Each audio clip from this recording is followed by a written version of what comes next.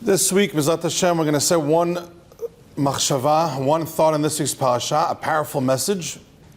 And also, I would like to talk about for a few minutes the days that we're holding right now, Bein Hameitzarim, the days that we're specifically are in Avilut, we're mourning for the destruction, unfortunately, the destruction of the Bet HaMikdash.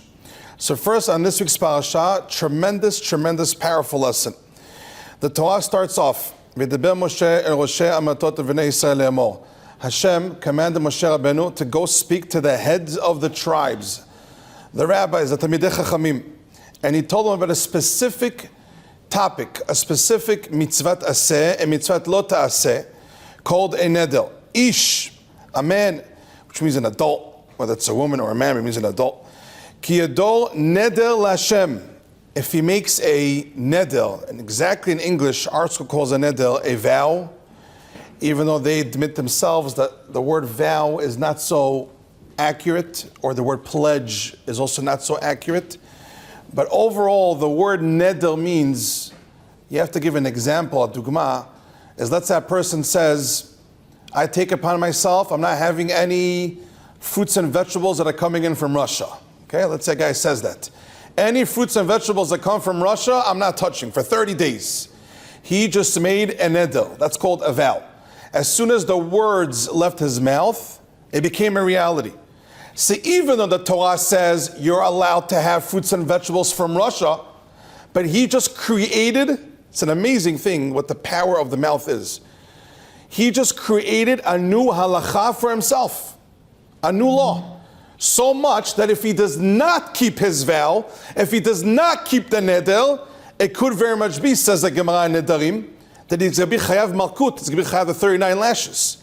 Which means from here we see, Rabotai, a tremendous thing. Even though the Torah says you're allowed to have the produce from Russia, but as soon as you said those words, I am taking upon myself, I am making a vow, I will never have anything from Russia for 30 days. As soon as those words left your mouth, it became a reality. It became a mitziut, it becomes an halacha, that you're not allowed to break it. And that's what it says in this parasha. Ish ki yadu neder l'Hashem. If a person makes a vow to Hashem, lo yachel devaro kechol hayotze mipiv yaaseh. A person is not allowed to break a vow that he says. Anything that comes out of your mouth, you must do. Now I read it to you in English. If a man will take a vow to Hashem, or swear, he shall not desecrate his word. According to whatever comes out of his mouth, he shall do. This is a pasuk in the Torah, Rabotai. Over here, Hashem is giving us a tremendous lesson. Words are a big deal. What comes out of our mouth is a big deal. When one says, I will do something, I'm going to do a certain mitzvah, or I take upon myself to do X, Y, and Z, and he said it seriously, that he's really going to do it, and he does not say afterwards, bli neder. By the way, that's where the minah comes from, like the Chachamim tell us over here. It's very important that anytime you're about to say that I'm going to do something, or I will build something, or let's say a person promises his children that I'm going to take you somewhere, and he says it with a full confidence. He doesn't say, I hope to take you, or B'ezrat Hashem, it's going to work out. He just says, the kids, I'm taking you to Canada. And he says it with a confidence, without saying bli neder afterwards, even though halachically you could get away from it, halachically there's room to be lenient, but it could be, there is a chance that's considered a neder, a vow, if you did not finish the sentence by saying bli neder.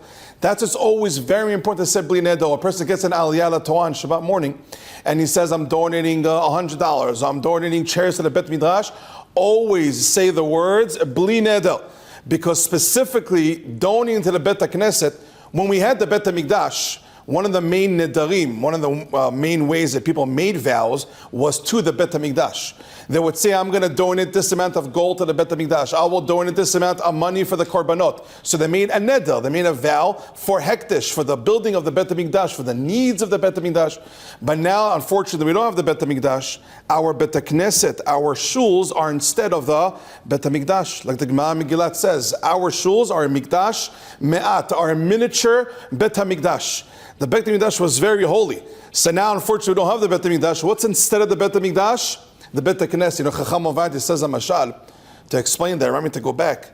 Chacham Ovadia Yosef says, back in the day, the radio stations were very big, like a regular tape recorder or radio, whatever. It was like a mess. It was like a big deal. Let's say the TVs. Let's talk about TVs. He didn't say the word TV, he said radio. But the TVs back then were massive. Right now you can have a TV on your phone. An iPhone is not just a piece from a very big TV from the 1960s. The very big TV in the 1960s now is just in a much smaller version called an iPhone. An iPhone is not a piece from that TV. That whole TV now is inside the iPhone. Lahavdil elef avdalot, the Bet HaMikdash was massive. There was a lot of Kedusha, a lot of holiness and an opportunity in the Bet HaMikdash. When the Gemara in Megillah says that a Bet HaKnesset is a Mikdash Me'at, is a miniature Bet HaMikdash, it's not that a Bet HaKnesset, a shul, a synagogue, is a small piece of the Bet HaMikdash. It's that a Bet HaKnesset is the whole Bet HaMikdash compromised and put into a small thing called a shul. Everything is composed into one thing called the Bet HaKnesset. That's how holy a shul is. That's how kadosh a Bet HaKnesset is. A person has to make sure to follow the halachot of Bet HaKnesset. I remember one time I went to a shul, and Hashem should give that person only beracha. I was sitting next to a guy b'Kriyat Torah. He walks in with the New York Post. I couldn't believe it. New York Post. So I told him this Dvar Torah. I was like, you walk into a shul, into a synagogue, Shabbat morning, with a New York Post. You know what a shul is? And I told him this Dvar Torah, that a shul is a mini Bet HaMikdash with all the holiness. Everybody respects the Bet HaMikdash. And that's what a shul is, just in a mini version. So to over here, if a person Shabbat morning says, I'm going to donate this amount of money for the Bet HaMidrash or for the Bet HaKnesset, you have to be careful. That when you say it, you have to do it, and you should also say it, be careful. The halakha says to say afterwards, bli nedel. Because if you don't say bli nedel, then it becomes a real reality. If a person doesn't follow through, then it can lead a person chas v'shalom, like the Gemara says. It's better a person does not make nedarim. It's better a person does not make vows, because it's just going to lead him into trouble. There are two cases that the Chachamim bring down where there's a real mitzvah to make a neder. There's a real mitzvah to actually make a vow, make a promise like that, or a pledge. One is be'et tzara, chas v'shalom lo nevar lachem. Let's say a person is in a very, very terrible situation.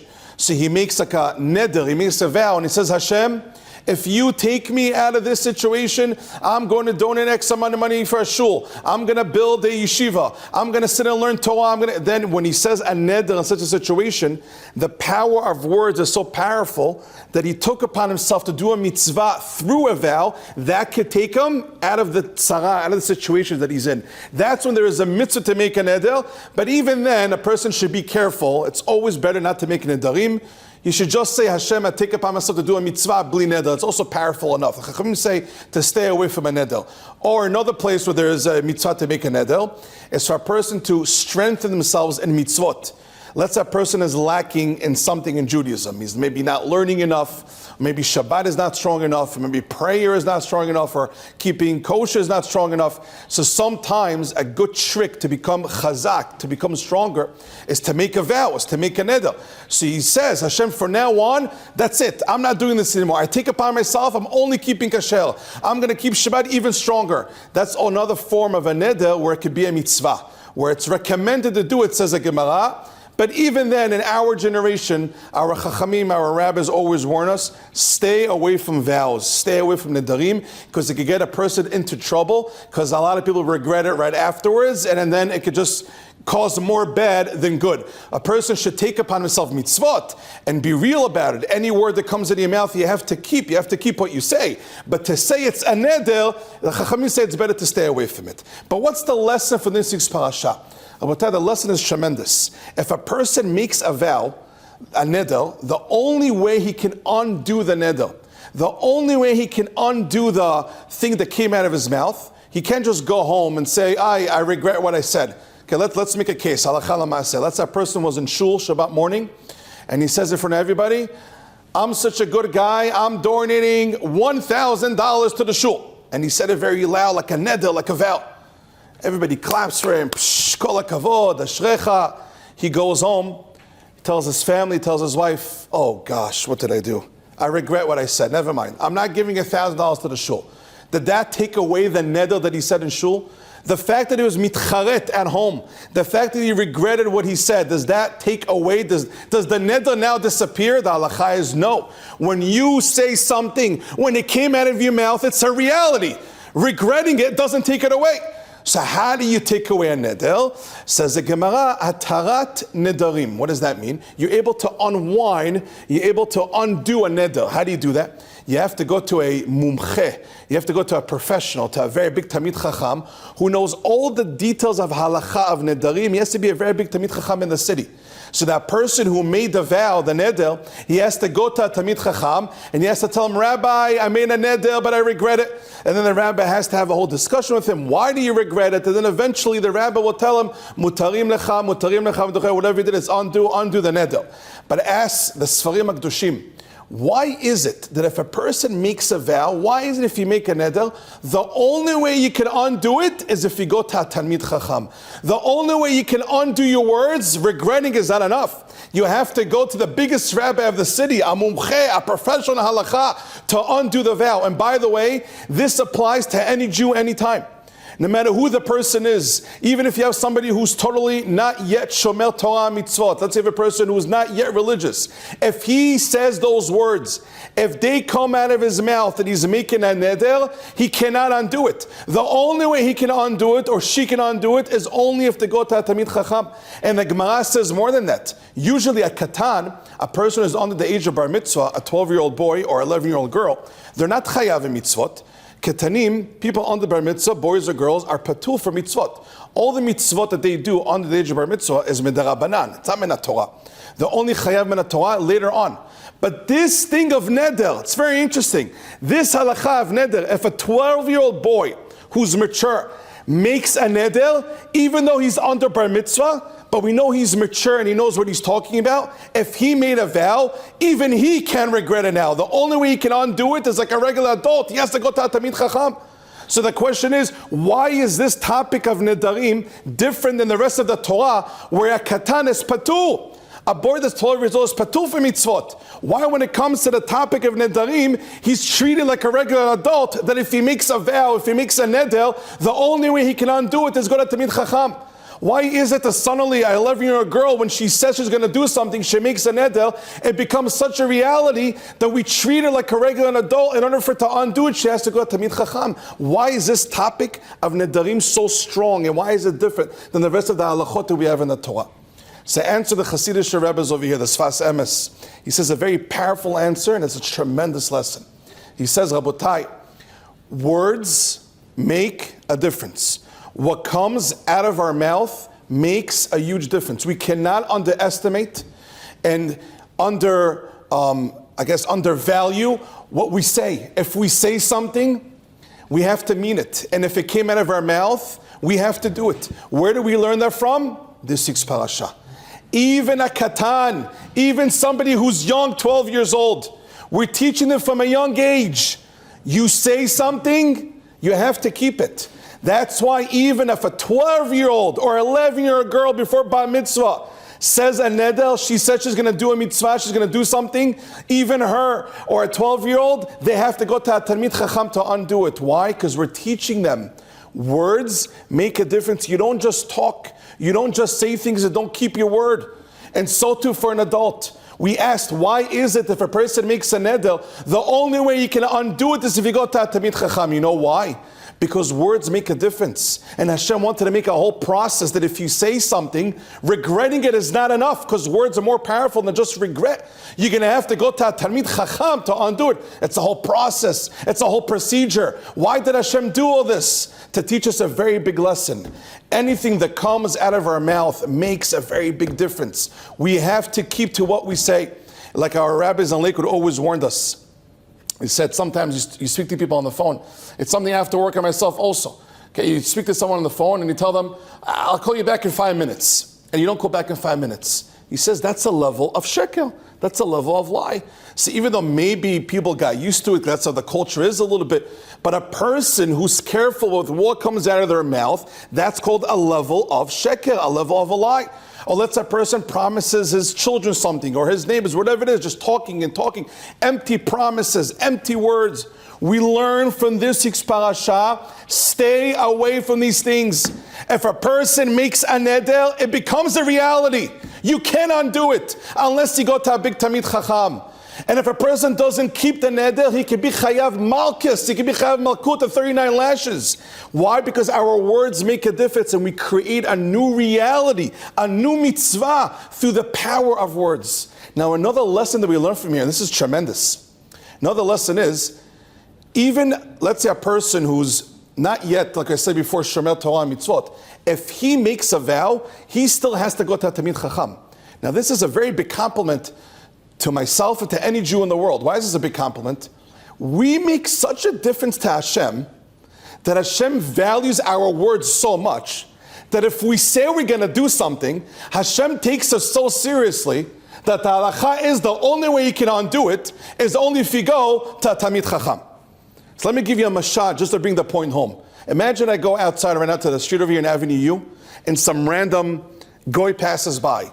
He tells me, Yaakov Rahimi, tomorrow morning I'm going to be by your door for your birthday. I will give you $1,000. Am I going to trust some random guy? How much value will I have to his words? Not that pretty scary for a random guy to tell you that, but I'm not going to value his words so much. I don't know who you are. He's some random guy in the street. The value of his words don't make such a difference to me because I don't value him that much either. But imagine one of my uncles would call me up and say, Yaakov, Yom Holedet Sameach, happy birthday. It's not my birthday. My birthday is in November, okay? Don't worry. But Yom Holedet Sameach, happy birthday. I want to give you $1,000. Tomorrow morning, I'm sending you $1,000 Zelle. Am I going to value his words more? My uncle? Of course. Why am I going to value his promise more? Because he's my uncle. I value him more, so therefore I value his words a lot more. Let's take it up a notch. Imagine your role model calls you up, whoever your role model is. Let's say a rabbi. Your favorite rabbi calls you up and you trust him. He's an older man. He's a man that learns Torah. You really respect him. And he calls you up, he says, Yaakov, happy birthday. I'm sending you $1,000 by tomorrow. Am I going to value the words that he says? Am I going to trust that he's going to send me $1,000 by tomorrow? The answer is yes. Why? Because I value him more, so I value the words that come out of his mouth. So to over here, in this week's parasha, this is a tremendous lesson. Take this to heart. In this week's parasha, the pasuk says, any Jew in the world, boy or girl, even 12-year-old boy or 11-year-old girl, no matter who you are, if you say something, if it comes out of your mouth as a neder, it becomes a reality, then Hashem says, in order for you to undo it, you have to go to a Tamid Chacham. Why? Because Hashem is saying, I value the words that you say because you're a Yehudi. You're a son and daughter of Hashem, and because I value you so much, I value the words that come out of your mouth. So if you say something, Hashem is actually listening. When a person makes a neder, Hashem is not going, that guy is a waste of time. I'm already sick and tired of this guy. That's not what Hashem says. Hashem says, whoa. You made a neder? You made a vow? That came out of your mouth? Of course you're going to do it. What else would you say it? So Hashem values us so much that He values our words that come out of our mouth. And a neder is so strong that the only way you can undo it is go through the whole process of a Tamid Chacham. And why did Hashem do that? What's the lesson? Because Hashem values us. And Hashem values the words that we say. And because Hashem really values who we are, because we know how important we are, He values the words that come out of our mouth. Words make a difference. Milim make a difference. By the way, this could go the other way, chas v'shalom. We mentioned in the other class. Person has to be careful how they talk to others. Not to chas v'shalom curse them. Not to wish them bad. Words, specifically from Yehudim, make a very big difference. Why? Because we make a difference because Hashem values us. So He values the words that we say. So even if chas v'shalom, a person gives a kalala to another person, it can make a difference. Why? Because your words make a difference, because you make a difference. Where did we see that from? From HaKadosh Baruch Hu, from this week's parasha. From here, Rabbi, I was able to be meyashev, to answer something that bothered me for a long time. On the famous Midrash with Rabbi Akiva, brought down a few Midrashim also in Avot Rabbi Natan, Perek Vav. To make a long story short, Rabbi Akiva was the worker, was the shepherd of a very wealthy guy, very, very wealthy person. The Gemara in Gittin mentions in Gemara in Ketubot. His name was Kalba Savua. That was his name. Kalba Savua. That was a nickname. Really, some say his name was Yeshua. It's debatable. Kalba Savua was one of the most wealthiest people in Yerushalayim. So why did they give him the name Kalba Savua? The word Kalba, by the way, in Hebrew means a dog. Savua comes from the word Savea, full. So why did this wealthy Jew get the nickname Kalba Savua? Because he was so wealthy and he gave so much charity, so much tzedakah, that you were able to walk into his house hungry like a dog and walk out very full. So they gave him a nickname from all the good deeds that he did, and he was so wealthy, they called him Kalba Savua, meaning you're walking like a kelev, like a kalba, you're walking like a dog, hungry like a dog, and you walk out Saveh. That was his nickname. He had a daughter, her name was Rachel. Rachel saw Akiva. Akiva was working as a worker, he was a shepherd, he was doing the fields for Kalba Savua. She went over to Akiva. This is the famous Rabbi Akiva afterwards. And she tells him, meaning obviously it was a long conversation after a long period of time, she wanted to marry Rabbi Akiva. Now Rabbi Akiva at the time was an Am Haaretz. He was not a Tamid Chacham. But he told her that if we get married, I want to be a Tamid Chacham. And she told him, yes, I want to marry you to become a Tamid Chacham.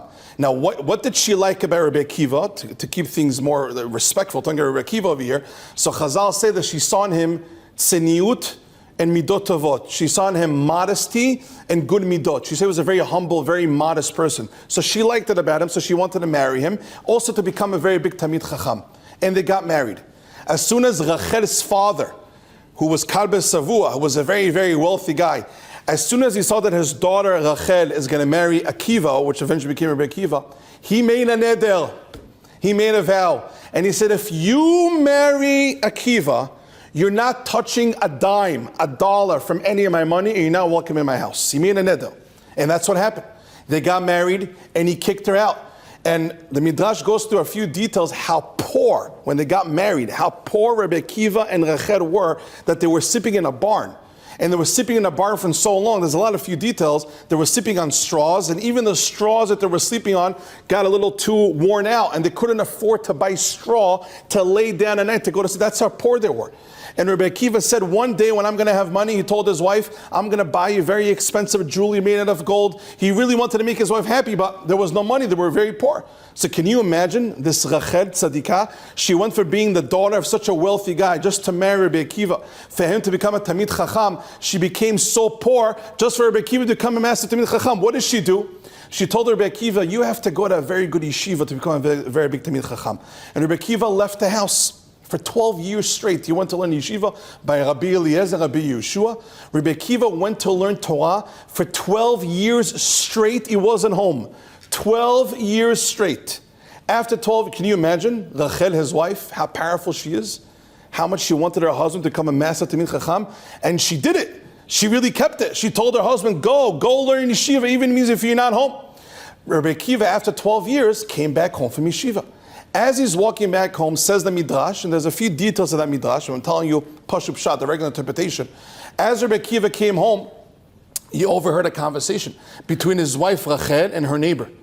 The neighbor of Rachel told Rachel, your father, Kalba Savua, was right for you not to marry this Rabbi Akiva. You know why? He wasn't home for 12 years.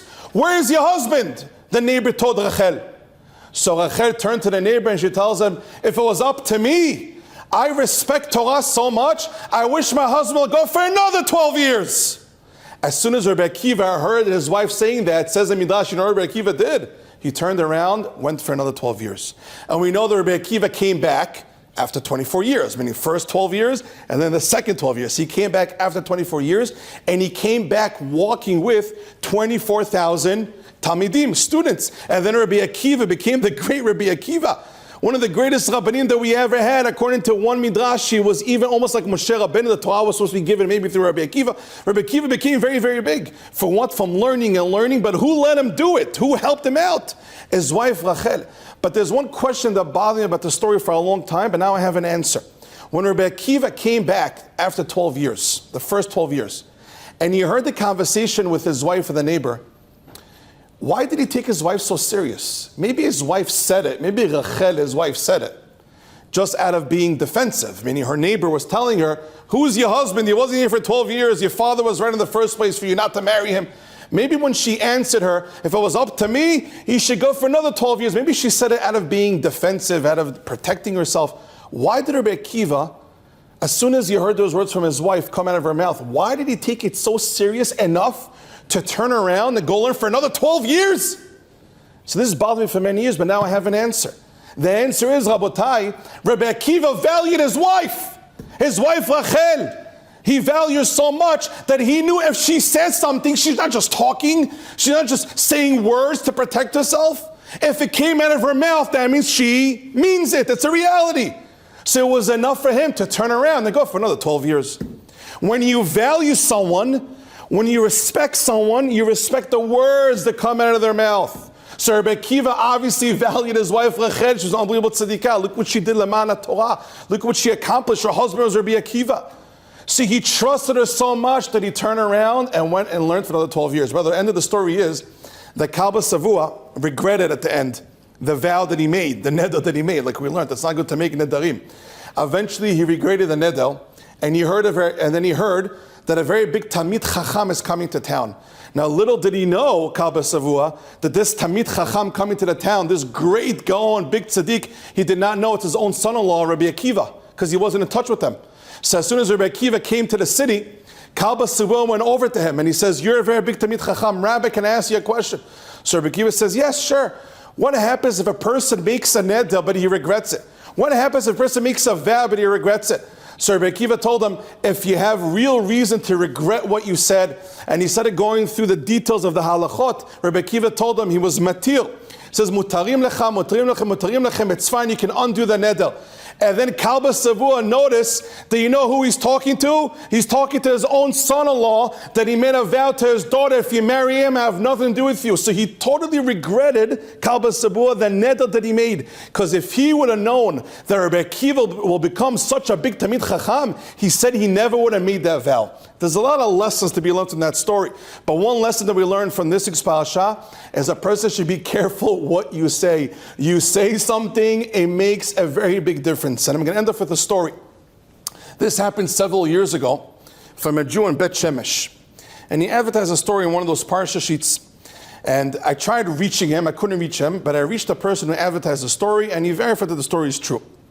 It's called Alon Hashgacha Pratit. The reason why I say that is because these stories make a very big difference, especially when you actually find out about them. This fellow from Bet Shemesh, Ramat Gimel. Bet Shemesh is split into Ramat, second phase, fourth phase, something like that. So Ramat Gimel. What happened was, he says it was Shabbat morning in Shul, and they had Kiddush. By the Kiddush, you have kugel, you have cholent, and then sometimes you also drink some alcohol. It happens sometimes. You drink alcohol sometimes once in a blue moon. And he was drinking a little, I guess, tipsy, and he said a very, very bad comment. I guess he didn't tell me exactly what the comment was, but it was a disrespectful comment to an older individual who was sitting by the table. Maybe he was trying to be sarcastic, whatever it was, it came out bad, and the old man got offended. Okay. Now, meanwhile, he was tipsy, so he didn't realize how bad the damage was. After the Kiddush was over, people went over to him, they walked him home, this guy who drank, and they told him, you know, your words are very offensive, you're not allowed to do that. And then after he took a nap, he calmed down, and he said over that he really regretted what he said by the Kiddush. The words were not nice, and he wanted to ask an apology from the old man. The problem is, nobody can find who this old man is. He was some random guy that happens to be prayed in the shul that Shabbat morning, so he stayed for Kiddush, but no one really knows how to contact him. And he said that he was looking for him and looking through asking people if they know who he is, maybe the phone book, he was looking, he couldn't find him. So what did he do? He said that he says a very big lesson, small story, but a big lesson.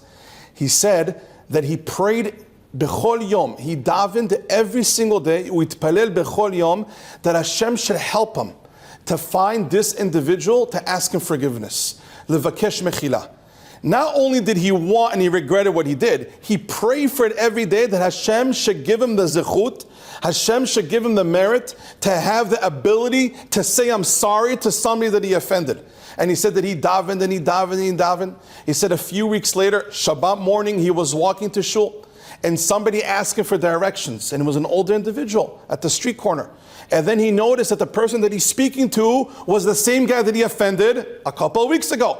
So he told him, that's you. Do you remember a few weeks ago, Parashat Vayigash, you were Shabbat morning in the shul and I offended you. The old man Bechal didn't remember, but he says, I trust you that you offended me. I'm mochel you, I forgive you 100%. Okay, he goes to shul, he tells everyone he found the old man. But listen to this. Motzei Shabbat, this fellow said over, after you finish Malava Malka, after you finish the meal after Shabbat, he gets a call for somebody in the shul. And he says, you're not going to believe what happened. Remember the old man, you saw him this Shabbat morning and you asked him Mechila? And then afterwards you told us in shul how you found him and you davened for it. Do you know that he passed away right before Avrit this Shabbat? He just passed away. Can you imagine this, Rabbi? This old man passed away the day, unfortunately, the day that this guy was able to ask him for Mechila. And he said that he wants people to know about the story and advertise it. Why? Because what's the lesson? Sometimes a person can underestimate that we have the ability to ask for forgiveness. We have the ability to actually go over to a person that maybe the words that came out of our mouth were not exactly perfect. Maybe we disrespected somebody or offended them. The fact that we have the ability to levakesh mechila, the fact that we have the opportunity to say I'm sorry, itself is a zechut. This person was davening and davening and davening because it looks, even though he made a mistake, it looks like this guy really values words enough to pray, to find the guy, to ask for forgiveness. You know, sometimes you can have a person who says, okay, the guy probably forgot about it by now. Who cares? People offend each other all the time. What's the big deal? This guy did not do that. He really regretted what he said, and he pursued asking Mechila, and he prayed for it, and he got it the last day on earth of that guy. Otherwise, you will not have the zechut to ask Mechila from that old man. What's the lesson of the story, Rabbi? The words that come out of our mouth make a massive difference. We have to be careful how we talk. We have to compliment. We have to give beracha. Like Rabbi Victor Miller would say when you will walk down Ocean Parkway, if you will see a mezuzah on the door, he will be mekayem the mitzvah of giving beracha, of ahavta l'reacha kamocha. What would he do? He will give a blessing to the household. He would say, this house, Hashem, give them beracha, give them wealth, give them health, give them many children. And those words, when they come out of the mouth, you mekayem a mitzvah. Why? Because your blessing and your words make a very big difference. Where do we see that? From this week's parasha. The words that we say, Rabbatai, make a massive difference. The Bet HaMikdash, Rabbatai, was destroyed. To make the calculation easier, Rameir Mazuz gives us a very simple calculation. I'm not going to go through it, but he says, always subtract the number 68 from the non-Jewish calendar, the Goyish calendar. Then that's how many years the Churma Bet HaMikdash is. So for all the accountants here, if right now we're holding in the year 2025, if you subtract 68 years, what do we get? Any geniuses here? 1957. That means the second Bet HaMikdash, unfortunately, was destroyed 1957 years ago. So how do you know how far away the Bet HaMikdash was destroyed? No matter what year you're holding in the non-Jewish calendar, subtract it, 68, that's how long ago the Bet HaMikdash was destroyed. So let's talk Jewish terms. Right now we're in the year 5,700, Tafshin Pehei, 5,785, right? So 5,785 minus 2025 is, no, that's too much, plus 68. Oh, here we go. On the Jewish state, the second Bet HaMikdash was destroyed in the year, I'm not a magician, I can't read it backwards, but I think it says 3,828. So when was the second Bet HaMikdash destroyed? At the year 3,828. Close to 2,000 years ago. It's not accurate when they say 2,000 years. It means close to 2,000 years. 1957 years ago. So why do we say an Avilut? Okay, let's get to the point. Why do we mourn? From starting this Shabbat, Massei Shabbat, it's Rosh Chodesh Av. There's many halachot that we keep to represent the Avilut, the mourning. There's no more eating meat. There's no more eating chicken. There's no more eating from food that was cooked with meat and chicken. For example, if you make chicken soup, and even if you take the chicken out, if you have carrots and potatoes inside, are you allowed to have the carrots and potatoes inside a chicken soup, even though you're not eating chicken, starting from Rosh Chodesh until after Tisha B'Av? The answer is no. You're not allowed to eat chicken, you're not allowed to eat meat or anything that was cooked together. There is no wine except for Havdalah, Kiddush, and then by Birkat Hamazon afterwards if you want. Beer you're allowed to have, but wine, starting Motzei Shabbat this week, is Rosh Chodesh Av. It's called the 9 days. For the next 9 days, starting from Matzei Shabbat, there's no meat, there's no chicken, and a person shouldn't go shopping. This is a big deal. Starting from this Matzei Shabbat, a person should reduce the amount of shopping.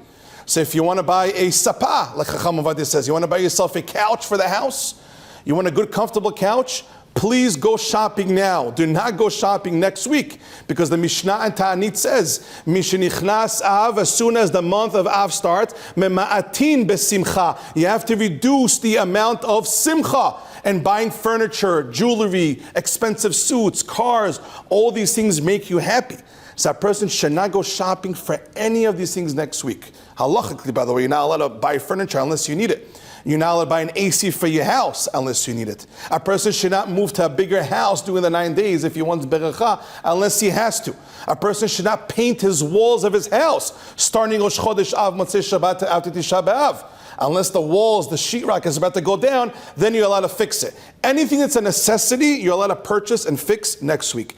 Anything that's not a necessity, it's just out of comfort, a person should reduce and stay away for the next 9 days, starting from Matzeh Shabbat. Why? Why do we have Avilut? Why do we mourn the Beit HaMikdash? It was so many years ago. So I'll say one lesson.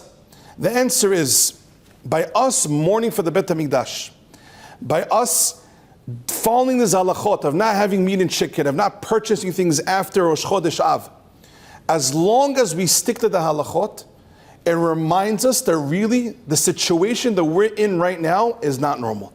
The worst thing possible for a person to do is to compromise in their life and to think it's normal to live not normal. Us, the Yehudim, don't belong where we are. We belong in Yerushalayim Yer HaKodesh with the Beit HaMikdash. We belong with Melech HaMashiach. And just because we're here for so long and we're pretty comfortable in America, and Hashem should give them only beracha to stay normal, B'ezrat Hashem, we'll see what happens. But even though we're comfortable, we're not allowed to forget really where we belong, and that's Yerushalayim. And he says over here, the Sfarim say, for a person to forget and to compromise on really where they're supposed to be, he says over there, Ka'asher mashlimim im matzav kamuchu. When a person says, you know what, forget this Beit HaMikdash thing, forget this Yerushalayim thing, just get over it. We're going to be here, we're not going back, the Beit HaMikdash will not rebuilt. Hu hason hagadol beyotel ka'asher Yehudim mashlimim zeh. The worst tragedy, Hason Hagadol. You know what a tragedy is? When a Jew says, you know what, forget this Beit HaMikdash thing, it's not happening. When a person settles for less. When a person is able to tell himself, it's over, we're not going back to Jerusalem. Giving up on really where we're supposed to be is the worst tragedy possible. And by the way, this applies also to an individual in his life. A person should know, as long as you're alive and as long as Hashem gives you life, that means you have a chance to grow and get close to Hashem that day. And for a person to settle less for themselves and say, you know what, I'm a sinner.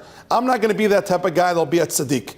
I'm giving up when it comes to this thing that I have to work on. I'm giving up, I'm learning more. I'm giving up at Kibbutz Shabbat. I'm just going to compromise on my life. You know what the worst thing possible is? When you compromise on yourself. Because if Hashem believes in us, if Hashem gives us life, we cannot compromise or settle for less for ourselves. Because Hashem knows what we're capable of. So why do we mourn?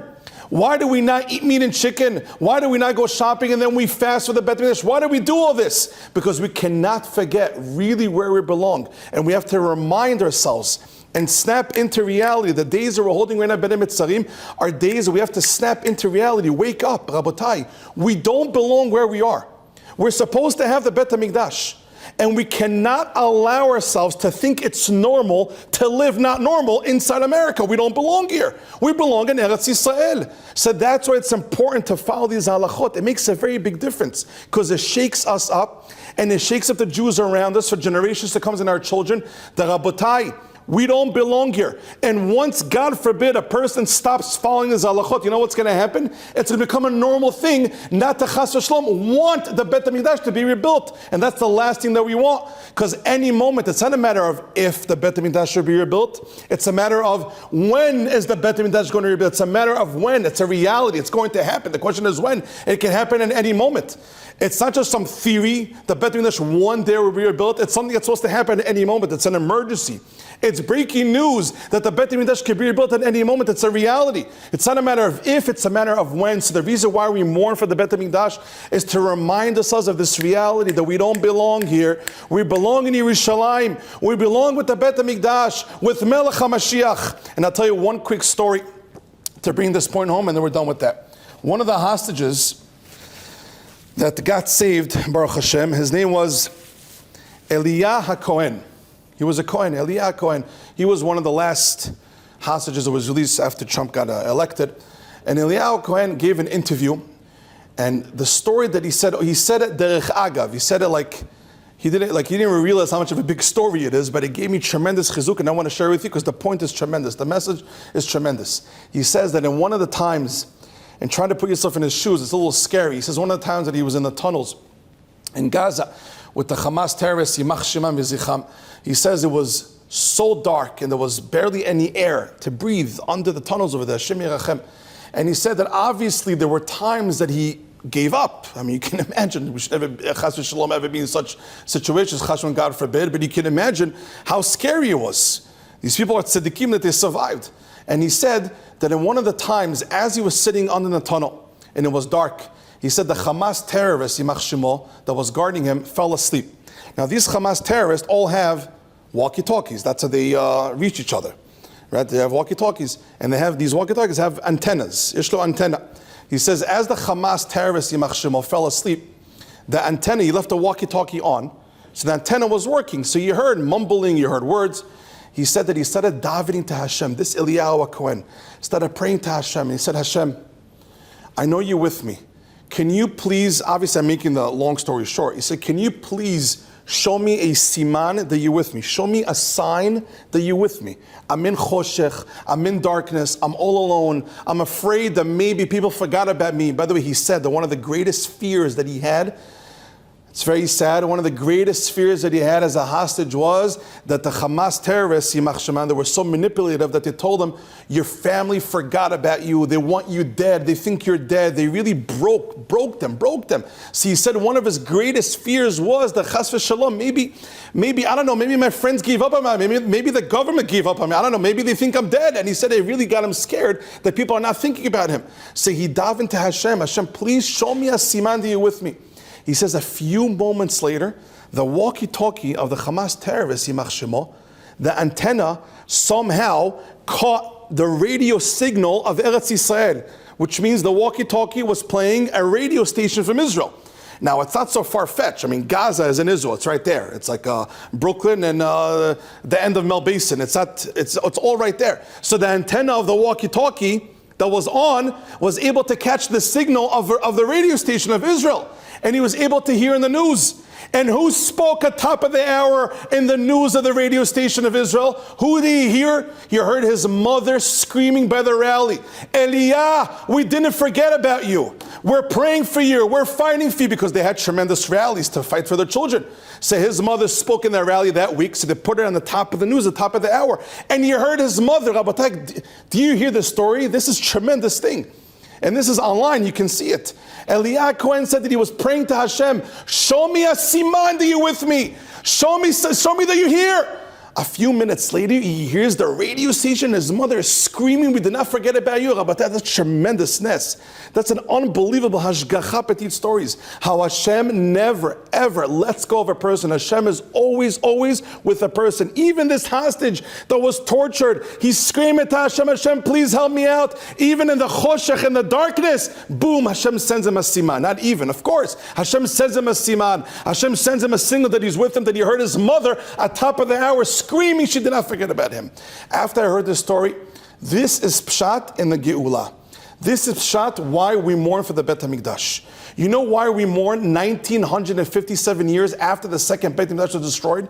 Because anytime we fast on Tisha B'Av, and anytime we don't have meat and chicken in the 9 days, and we don't go shopping, anytime we follow the halachot of mourning for the Bet HaMikdash, you know ultimately what we're doing? It's not just about the halachot, it's us screaming, Bet HaMikdash, we did not forget about you.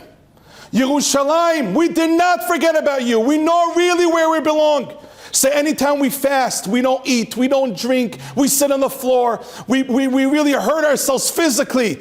You're tired, you have a headache, you can't go shopping for 9 days, no meal. Why do we do all that? It's a form of screaming to the Bet HaMikdash that we did not forget about you. Don't think we abandoned this concept of reality, that really we belong in Yerushalayim with the rebuilding of the Bet HaMikdash. It's a form of screaming that we did not forget, even though we're 1957 years inside Galut, inside exile, inside darkness. We did not forget about the rebuilding of the Bet HaMikdash. That's why we mourn, and that's why we have to follow the halachot of the 3 weeks of the 9 days. It's a very, very big deal to scream out, to talk to ourselves, and to remind us of the reality. We don't belong here. We belong with the rebuilding of the Beit HaMikdash. B'ezrat Hashem, only good news. Thank you so much for coming.